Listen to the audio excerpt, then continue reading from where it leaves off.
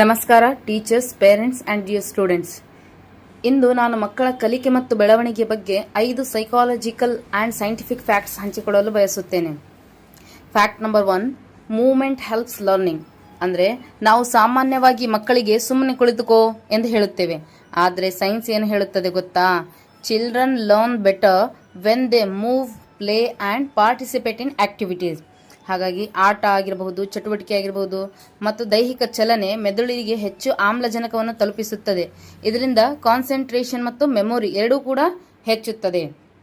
Fact number 2, challenges make the brain stronger.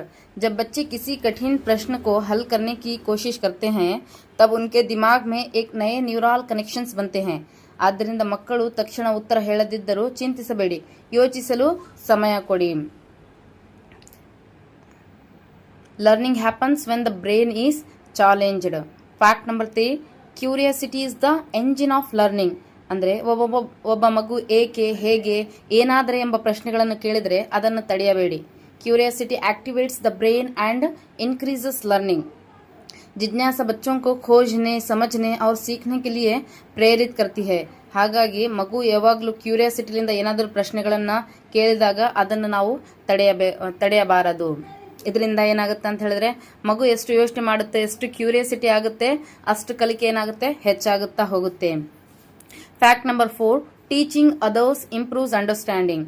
ಅಂದರೆ ಒಂದು ಮಗು ಕಲಿತ ವಿಷಯವನ್ನು ತನ್ನ ಸ್ನೇಹಿತನಿಗೆ ಅಥವಾ ಮನೆಯವರಿಗೆ ಹೇಳಿಕೊಟ್ಟಾಗ ಆ ವಿಷಯ ಇನ್ನಷ್ಟು ಗಟ್ಟಿಯಾಗಿ ನೆನಪಿನಲ್ಲಿ ಉಳಿಯುತ್ತದೆ. ಹಾಗಾಗಿ ನಾವು ಮಕ್ಕಳನ್ನು ಟೀಚ್ ಮಾಡಿದ ನಂತರ ನಿನಗೆ ಏನು ಅರ್ಥ ಆಗಿದೆ ಅದನ್ನು ಎಕ್ಸ್ಪ್ಲೇನ್ ಮಾಡು ಅಂತ ಹೇಳಿ ರಿಪೀಟ್ ಕೇಳಿದಾಗ ಏನಾಗುತ್ತೆ ಅಂತ ಹೇಳಿದ್ರೆ ಆ ಮಗು ಎಲ್ಲವನ್ನು ನಾವು ಹೇಳಿದ ವಿಷಯವನ್ನು ರಿಪೀಟ್ ಹೇಳ್ತಾ ಹೋದಾಗ ಅವನ ವಿಷಯ ಗಟ್ಟಿಯಾಗಿ ಅವನ ತಲೆಯಲ್ಲಿ ಉಳಿಯುತ್ತದೆ. ಒಂದು ತರಗತಿಯಲ್ಲಿ 20 ಮಕ್ಕಳಿದ್ದರೆ, 20 ವಿದ್ಯಾರ್ಥಿಗಳಿದ್ದರೆ 10 ಮಕ್ಕಳಿಗೆ ಅರ್ಥ ಆಗಿರಬಹುದು, ಇನ್ನು 10 ವಿದ್ಯಾರ್ಥಿಗಳಿಗೆ ಅರ್ಥ ಆಗದೇ ಇರಬಹುದು.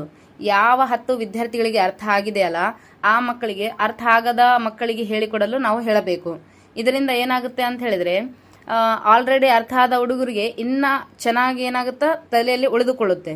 ಯಾವ ಮಕ್ಕಳಿಗೆ ಅರ್ಥ ಆಗಿದ್ದಿಲ್ಲ ಅವರಿಗೆ ಏನಾಗುತ್ತೆ, ಸ್ವಲ್ಪ ಮಟ್ಟಿಗೆ ಅರ್ಥ ಆಗಬಹುದು. ಸೊ ಇದರಿಂದ ಏನಾಗುತ್ತೆ ಅಂತ ಹೇಳಿದ್ರೆ ಮಕ್ಕಳು ತಾವು ಟೀಚ್ ಮಾಡೋದನ್ನು ಕಲಿಯುತ್ತಾರೆ, ಹಾಗೆ ಕಲಿತಂತಹ ವಿಷಯವನ್ನು ನೆನಪಿನಲ್ಲಿ ಇಟ್ಟುಕೊಳ್ಳುವುದು ಸಹ ಕಲಿಯುತ್ತಾರೆ. Fact number 5, mistakes are proof of learning.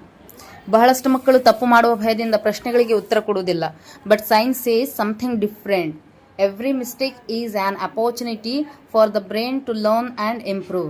गलती असफलता नहीं है बल्कि सीखने की प्रक्रिया का एक महत्वपूर्ण हिस्सा है. इसलिए बच्चों को गलती करने दो, गलती से सीखने दो और कहाँ पर गलती हुई है ये बताना काम शिक्षक और पेरेंट्स का काम है. तो फाइनली मैं एक मैसेज देना चाहूँगी, ನಾವು ಮಕ್ಕಳನ್ನು ಕೇವಲ ಅಂಕಗಳಿಂದ ಅಳೆಯಬಾರದು. We should encourage their curiosity, creativity and confidence. ಯಾಕಂತ ಹೇಳಿದ್ರೆ ಪ್ರತಿಯೊಂದು ಮಗುವಿನೊಳಗೂ ಒಂದು ವಿಶೇಷ ಪ್ರತಿಭೆ ಅಡಗಿದೆ. As teachers and parents, our job is not just to teach, our job is to inspire.